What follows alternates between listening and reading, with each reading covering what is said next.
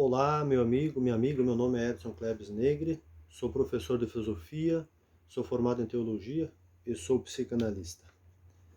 Hoje, dia 28 de junho, nós então retornamos na liturgia do calendário litúrgico com o Evangelho de Mateus, capítulo 8, versículo 18 a 22. A 13ª semana do tempo comum, como sugere então o calendário litúrgico, dá continuidade à missão de Jesus.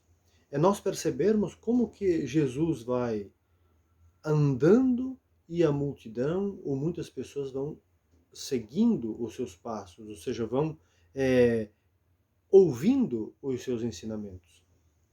É claro que no Evangelho é interessante nós sabermos que quando nós trazemos, ou melhor, quando nós encontramos a palavra multidão, como nós temos no texto do Evangelho de hoje, é provavelmente uma hipérbole.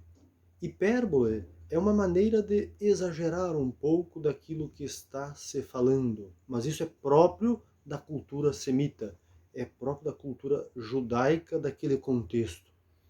É nós vermos, para podermos entender, aquela passagem bíblica que diz: é mais fácil um camelo passar pelo buraco da agulha do que um rico pela porta do céu.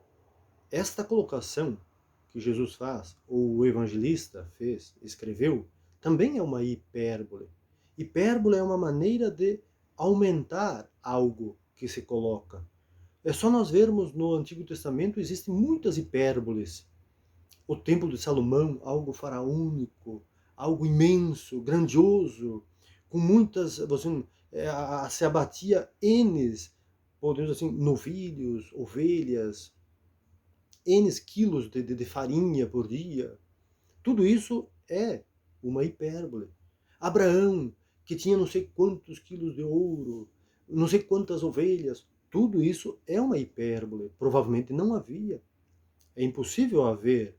Temos que, então, aprender nessa linguagem teológica para entender todos os textos, como que eles são constituídos, para nós tirarmos dali a mensagem. Lembremos as passagens que fala que Abraão e Sara, eles tinham muitas ovelhas, impossível tê-las, porque eles saem da Babilônia, da cidade de Ur, em direção à Cananeia, e nós sabemos que você ter uma grande quantidade de cabeças de gado e você ser nobre andando não condiz. Vários quilos de ouro, toneladas de ouro e prata não condiz. É uma linguagem assim figurada que dentro da teologia nós chamamos então de construção teológica a partir da hipérbole. Hipérbole que é uma colocação grandiosa. É importante para nós compreendermos e entendermos todo o conjunto dos livros, tudo aquilo que nós encontramos na Bíblia, temos que ter esse olhar também teológico para podermos entender o que os autores e as autoras quiseram dizer ou escreveram, quais as intenções de quem escreveu. E no Evangelho de hoje, nós vamos encontrar a importância do discipulado.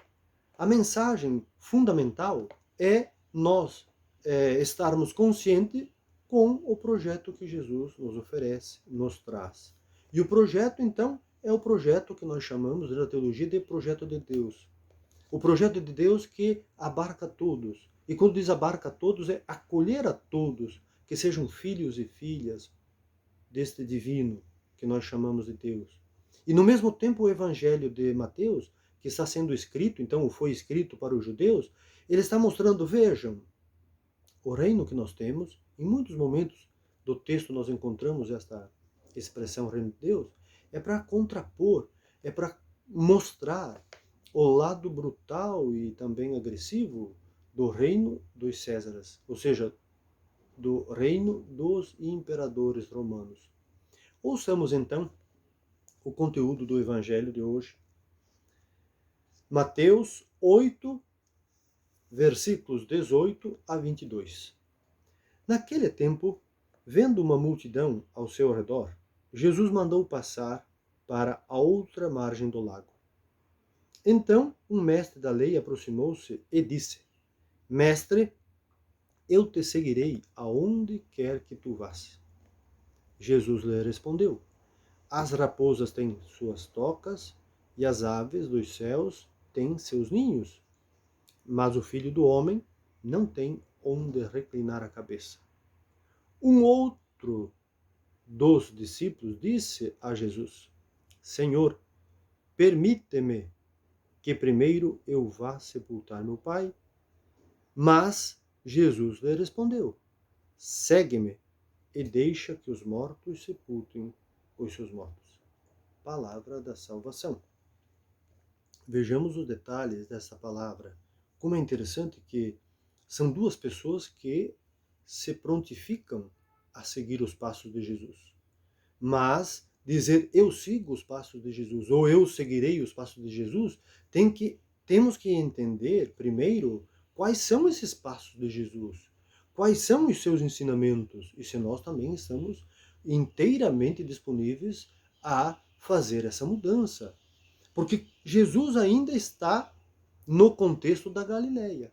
Jesus ainda não saiu da Galileia, teologicamente, em direção a Jerusalém. Que nós chegaremos no momento que encontraremos isso. Jesus, então, encontra-se ainda na Galileia, provavelmente na região ali de Cafarnaum, porque nós vemos aqui que ele atravessa para outra margem do lago, o lago de Genezaré, ou conhecido também como o Mar da Galileia. E ele atravessa, fazendo uma comparação que nós também temos que muitas vezes fazer essa travessia da vida, atravessar os mares agitados para chegarmos então na outra parte, ou no outro lado, chegarmos à praia, sãos e salvos. E é interessante aqui que um mestre da lei é quem se aproxima de Jesus e diz: Mestre, eu te seguirei aonde quer que tu vás. Veja, ele chama Jesus de mestre. Por quê? Na época de Jesus, pessoas bem-sucedidas, elas podiam escolher um doutor da lei, ou um fariseu, e até mesmo um escriba, para que fosse o seu mestre. Então ele escolhia quem eu ia seguir e quais eram os seus ensinamentos. Mas com Jesus não é assim. Por que não é assim? Porque geralmente os escribas ou aqueles que escolhessem uma dessas lideranças religiosas, ou até jurídicas, porque haviam também os que estavam lá no Sinédrio, que são os responsáveis, então, como já comentamos, pela parte jurídica, ou até política, os saduceus. É importante nós percebermos que também eles estavam buscando status social. Status social, uma garantia de vida, uma segurança, e até mesmo estabilidade de vida. E Jesus o que vai dizer para, então, este mestre da lei? Vai dizer assim, ó, as raposas têm suas tocas e as aves dos céus têm seus ninhos, mas o Filho do Homem não tem onde reclinar a cabeça.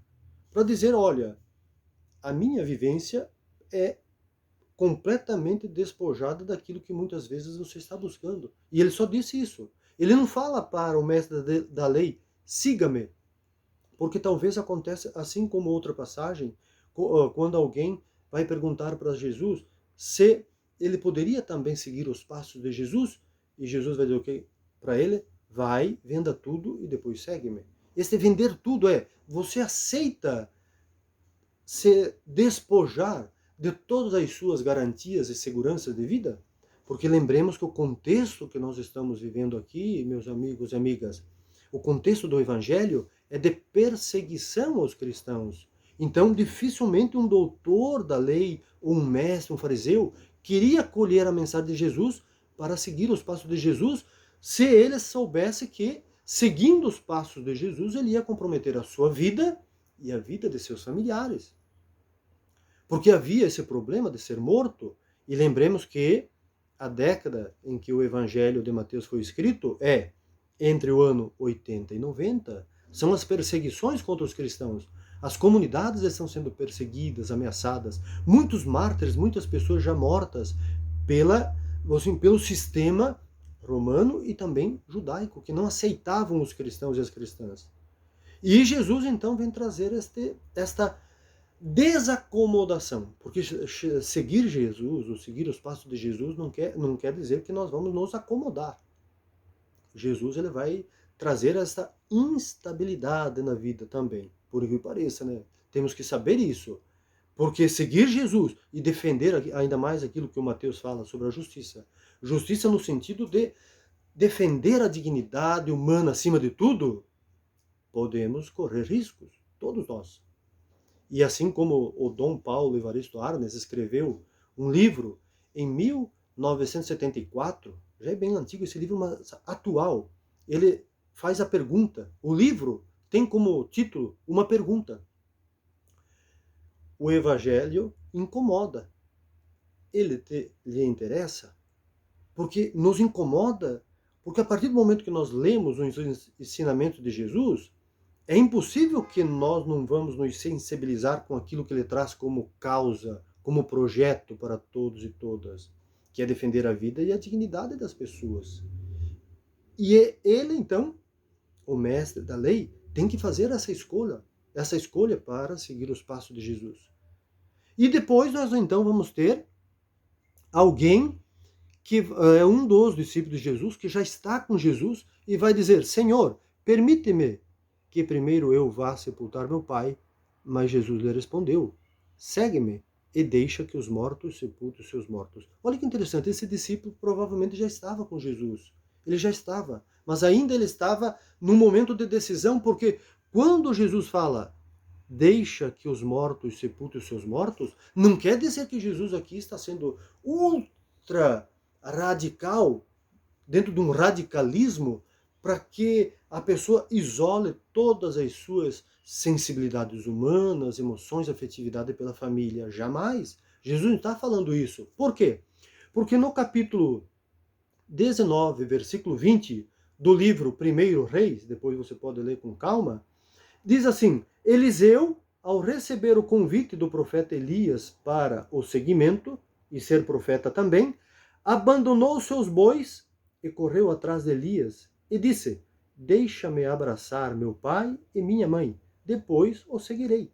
Elias respondeu: vai e volta. Então, com o tempo, Eliseu abateu os seus bois, pegou o arado, fez lenha, fogo, assou a carne dos bois e partilhou com os seus. Ou seja, fez uma festa para depois ele seguir junto com Elias, sendo, aqui o texto vai dizer, né, sendo o seu servo. Ou seja, servo aqui, dizendo que ele estava também aprendendo para depois assumir a responsabilidade de ser um profeta também. E na cultura judaica, é importante nós sabermos, no Antigo Testamento, o filho mais velho só podia sair de casa a partir do momento que o pai viesse a falecer. Então aí ele ganhava essa autorização, por dizer assim, de seguir os passos. E ser um mestre também. Por isso que, se nós vamos ver, Jesus, ele assume a sua responsabilidade a partir dos 30 anos, que nós não sabemos se ele tinha realmente 30 anos. Aqui é uma construção teológica. Mas o importante é nós sabermos que vai chegar um momento em que Jesus assume a sua responsabilidade diante da sociedade. Provavelmente, então, José estaria morto, ou seja, já havia falecido, que é o pai de Jesus. Então Jesus teria também autorização para seguir o seu projeto, seguir aquilo que ele acreditava, seguir o seu ideal. E é interessante que Tobias, o livro de Tobias, capítulo 4, versículo 3, vai dizer assim: honre sua mãe e não a abandones em nenhum dia da sua vida. Olha que interessante. Por quê? Porque nesta passagem bíblica de Tobias, nós vamos ver a passagem bíblica do evangelista João, capítulo 19, versículo 26.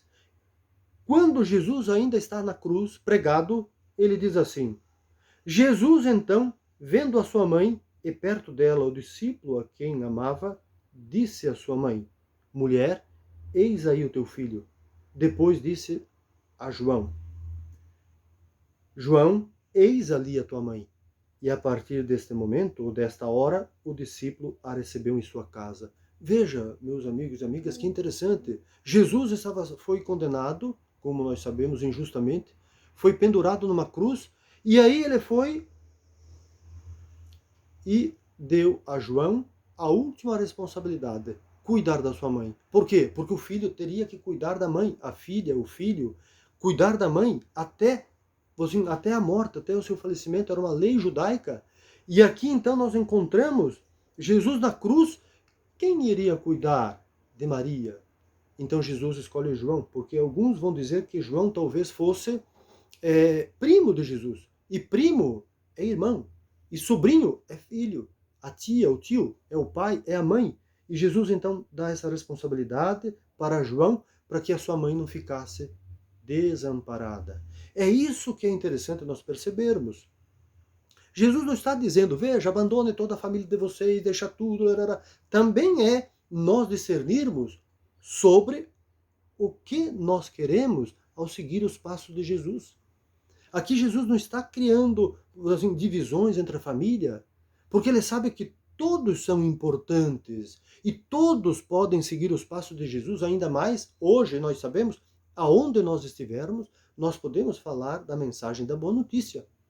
Então é importante nós percebermos que quando Jesus está dizendo assim, deixa que os mortos sepultem os seus mortos, é possível que, numa linguagem talvez interpretativa, Jesus esteja dizendo, veja, para me seguir, não precisa que seu pai esteja assim falecido, ou a sua mãe, converse com eles e diga, eu quero seguir os passos de Jesus. Não precisa esperar que o seu pai ou sua mãe venha a falecer para seguir, para ser meu discípulo, discípula. Que haja essa flexibilidade também nas leis judaicas daquele momento. Jesus provavelmente esteja falando isso. Mesmo que o seu pai esteja vivo ainda e a sua mãe, você pode ser meu discípulo, pode seguir os meus passos. E é assim então que nós vamos entender a missão de todos nós. Que Jesus então nos ajude a entendermos a beleza da sua mensagem. E que essa beleza não fique também só no encantamento, mas sim nos ajude a nos encantar e, no mesmo tempo, a perceber que este encantamento nos leva, nos direciona, nos envia para uma missão. A missão de ajudar a construir uma sociedade justa, a partir da comunidade, vivendo, acima de tudo, a fraternidade. No livro Documento de Aparecida, editora Paulinas, na página 114, no parágrafo 243, diz assim, o título, O Encontro com Jesus Cristo. O acontecimento de Cristo é, portanto, o início desse sujeito novo que surge na história e a quem chamamos discípulo. Não se começa a ser cristão por uma decisão ética ou uma grande ideia, mas através do encontro com um acontecimento, com uma pessoa, que é Jesus de Nazaré, que dá um novo horizonte à vida e, com isso, uma orientação decisiva. Isso é justamente o que, com as apresentações diferentes, todos os evangelhos nos conservam como sendo o início da fé cristã, o encontro de fé com a pessoa de Jesus de Nazaré. João, capítulo 1, versículo 35 a 39, nós veremos então o encontro de André e Felipe com Jesus. E vão perguntar, Senhor, aonde moras? Veja que interessante. Senhor, aonde moras? Com certeza em todos nós. Assim que ele está ressuscitado em todos nós. Como agora nós damos continuidade a esse Jesus ressuscitado, sendo disponíveis no sentido de sermos também despojados, capazes de partilhar a nossa vida, capazes de partilhar aquilo que é o bem mais extraordinário para um cristão e uma cristã, que é o amor, o perdão, a esperança, a solidariedade. Onde houver dúvidas, que eu leve a fé. Onde houver desespero, que eu leve a esperança. Que o Deus da vida, por intermédio de Jesus de Nazaré, abençoe-nos a todos nós e, no mesmo tempo, nos guie na missão em proteger e cuidar da vida. Um abraço a todos e a todas.